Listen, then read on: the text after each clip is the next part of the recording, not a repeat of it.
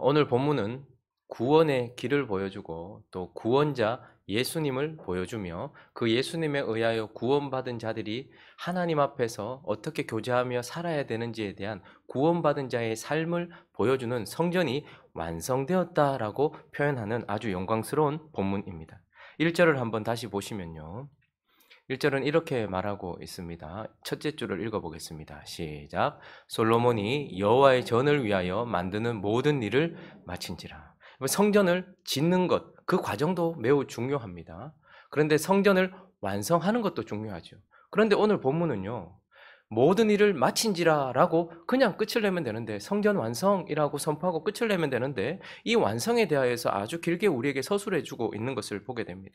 그러니 성전을 짓는 과정도 중요하지만 성전을 완성했다라는 말도 중요하지만 무엇이 진정한 성전의 완성인가 하는 그 정의, 성전이 완성되었다라고 말할 때 무엇이 어떻게 되었을 때 성전이 완성되었다라고 하나님은 말씀하시는지, 그것에 대하여 우리는 진지하게 살펴볼 필요가 있습니다. 그래서 오늘 본문 말씀을 통하여서 무엇이 진정한 성전의 완성인지 몇 가지를 살펴보려고 합니다. 첫 번째, 성전이 완성되었다고 한다면 말씀이 성전 안에 임할 때에, 말씀이 이제 성전 안에 임했을 때에, 하나님의 언약이 성전 안에 임했을 때에 비로소 성전이 완성되었다라고 말할 수 있는 것입니다. 1절을 다시 한번 가보시면요. 둘째 줄부터 한번 읽어보겠습니다. 시작. 이에 솔로몬이 그의 아버지 다윗이 드린 은과 금과 모든 기구를 가져다가 하나님의 전 곳간에 두었더라.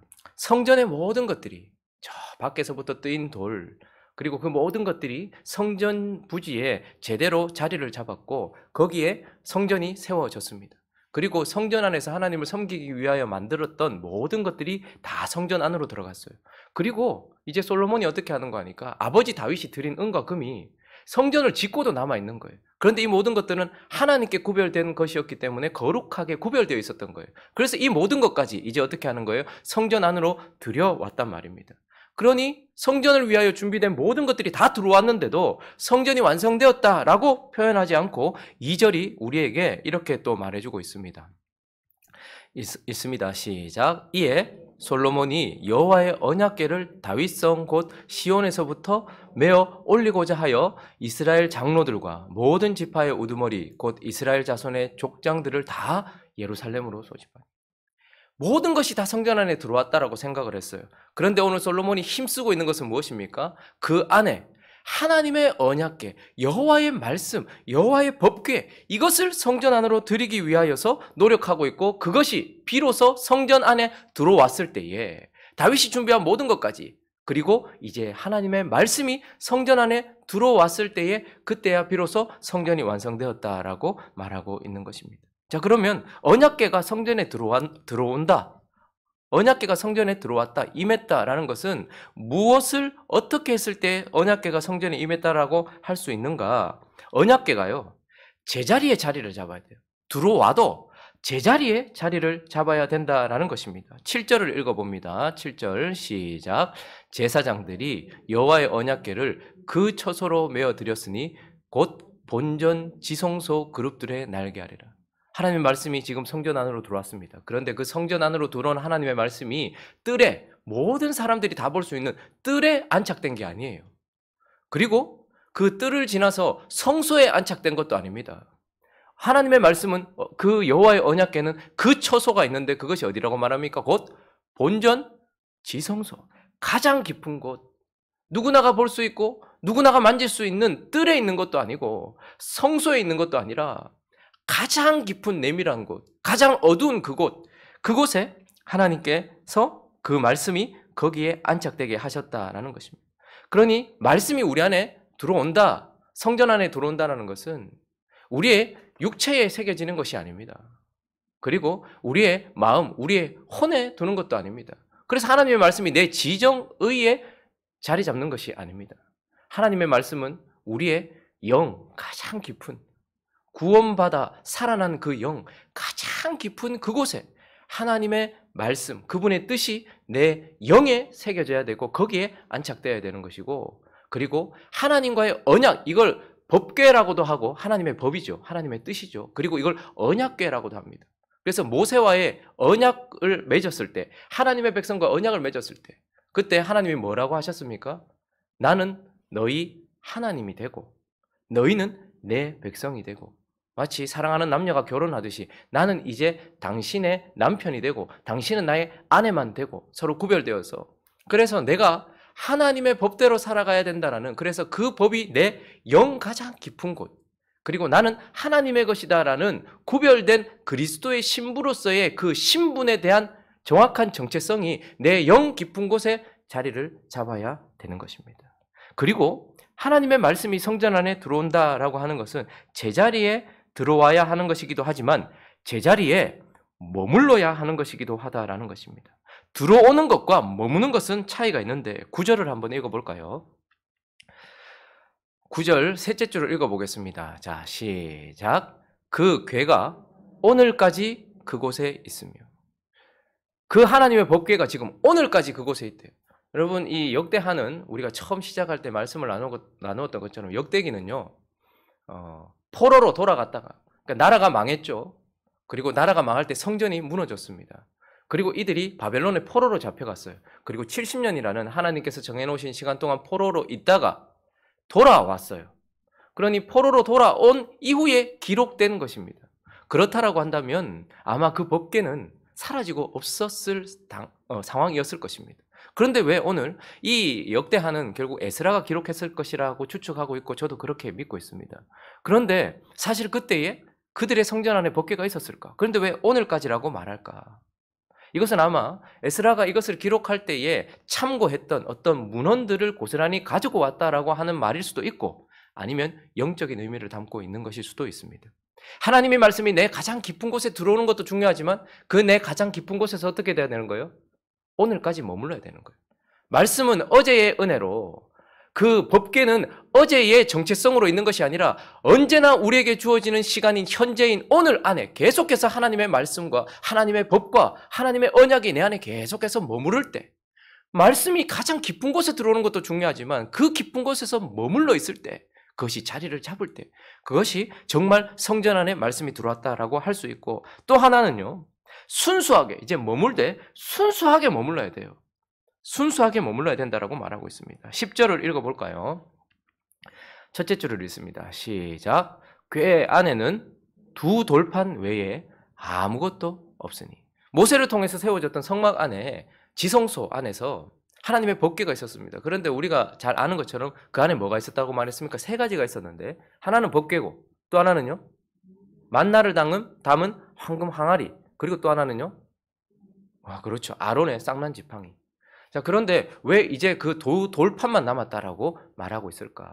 아마 많은 시간이 지나면서 만나 항아리와 또 이 아론의 쌍난 지팡이는 아마 유실되지 않았을까, 잃어버리지 않았을까라는 추측을 하기도 하고, 또 한편으로는 성경이 법궤 안에는 두 돌판만 있고 법궤 앞에 항아리와 아론 지팡이를 뒀기 때문에 아마 법궤 안에는 이렇다라고 표현했을 수도 있습니다. 그러나 오늘 이 구절 또한 영적으로 해석할 필요가 있습니다. 역대기는 영적인 교훈을 우리에게 주기 때문이죠.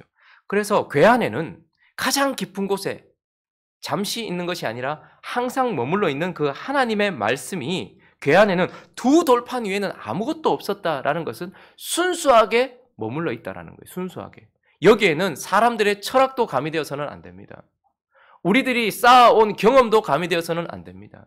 하나님에 대한 자신의 경험을 바탕으로 한 신학도 거기에 함께 머물 수는 없는 것입니다. 그리고 교회가 교회 생활을 하면서 얻었던 많은 전통들까지도 그 안에 함께 있을 수는 없는 것입니다. 우리가 신앙생활을 하다 보면 하나님의 말씀이 우리 안에 들어와 있어요. 그런데 거기에 잡다한 것들이 섞여 있는 경우가 참 많이 있습니다. 가장 깊은 곳에 말씀이 들어왔고 그 법이 들어왔어요. 그리고 그것이 내 안에 머물러 있긴 한데 시간이 지나면서 내 철학과 내 경험과 신학과 사상과 교회의 전통 이런 것들과 잡다하게 섞여서 하나님에 대하여 오해하는 경우가 많이 있습니다. 그러나 성전은 하나님의 말씀이 순수하게 가장 깊은 그곳에 함께하고 있는 것, 그때에 성전이 어떻게 됐다고요? 완성되었다라고 표현하고 있는 것입니다. 자, 그러니 저와 여러분 또한 성전 지대고 부지입니다. 그리고 여기 위에 성전이 지어졌습니다. 자, 완성이라고 말한다면 우리 안에 뭐가? 하나님을 예배하고 하나님께 봉사하고 구원의 길을 보여주고 예수 그리스도를 보여주는 모든 것들이 내 안에 들어와 있다 할지라도, 그래서 그런 것들이 보인다 할지라도 내 가장 깊은 곳에 하나님의 법, 하나님의 언약, 이것이 지금 오늘까지 순수하게 머물러 있을 때 이 성전이 완성되었다라고 말할 수 있다는 것을 기억하는 이 아침 되시기를 예수 그리스도의 이름으로 축원합니다. 또 한 가지를 더 살펴보면 무엇이 진정한 성전의 완성이라고 하나님은 말씀하시는가? 두 번째는 바로 하나님이 성전 안에 임할 때, 하나님이 성전 안에 임하셨을 때. 성전 안에 있는 모든 것들이 다 거룩합니다. 왜요? 다윗 때부터, 아니 그 이전에 모세 때부터 하나님께 특별하게 구별하여서, 그래서 우리는 성전을 보았을 때 겉은 구별된 노수로 제조되어 있었습니다. 그 속은요 전부 금으로 제조되어 있었습니다. 안은 모두 다 금칠이 되어 있었단 말이죠. 그런데 성전의 금을 거룩하게 하는 것은 무엇입니까? 그 금 자체도 아닙니다. 성전이라는 타이틀도 아닙니다. 성전이 성전으로 완성되었다고 할 때 가장 중요한 것은 우리 안에 말씀이 임하는 것과 함께 이제 드디어 우리 안에 하나님이 임하실 때, 성전 안에 하나님이 들어오실 때, 성전 안에 말씀만 들어오는 것이 아니라 하나님이 들어오실 때, 그때서야 비로소 성전이 완성된 것입니다. 오늘 11절 말씀을 읽어볼까요? 시작. 이때에는 제사장들이 그 반열대로 하지 아니하고 스스로 정결하게 하고 성소에 있다가 나오매. 제사장들은 그 반열에 따라서 섬겼죠. 그런데 이 말씀을 가지고 들어오는 이 일은 이제 반열을 따라서 하지 않고 모든 제사장들이 반열과 상관없이, 순서와 상관없이 모두 스스로를 정결케 하고 언약궤를 어디로 집어넣은 거예요? 지성소, 그곳으로 언약궤를 집어넣었어요. 그리고 성소에 있다가 나왔어요. 그랬더니 14절 읽어볼까요? 14절 시작. 제사장들이 그 구름으로 말미암아 능히 서서 섬기지 못하였으니 이는 여호와의 영광이 하나님의 전에 가득하면. 놀라운 일이 다시 한번 일어난 것입니다.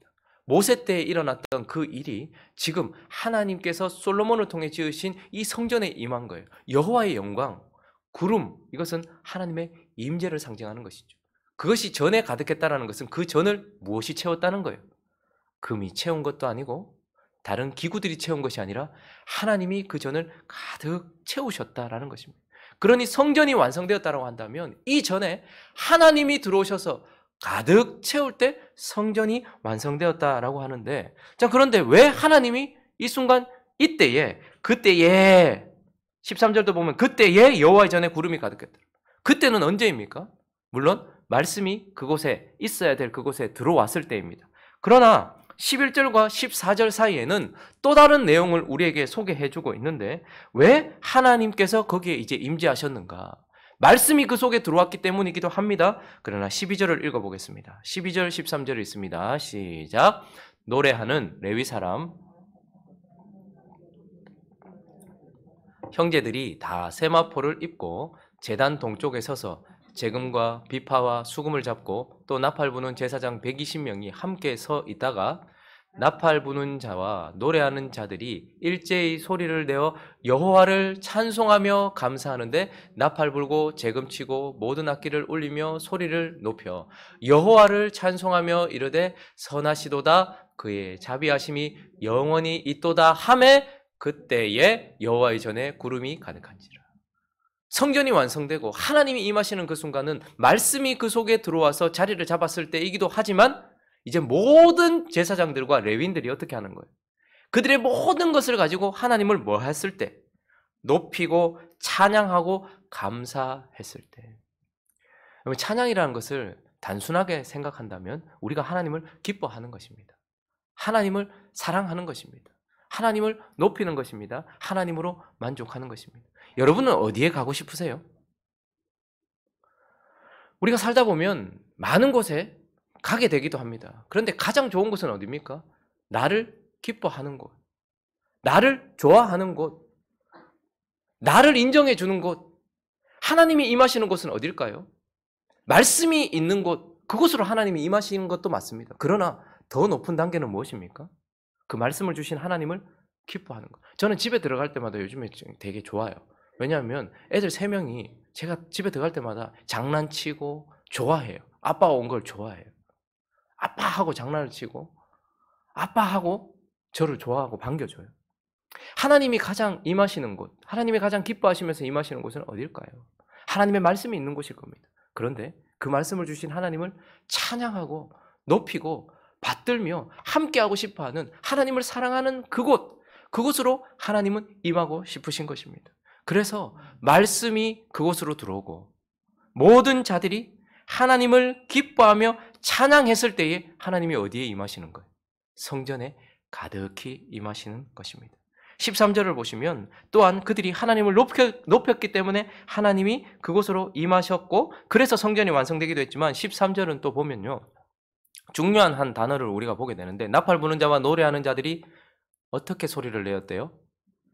일제히 소리를 냈다라고 말합니다.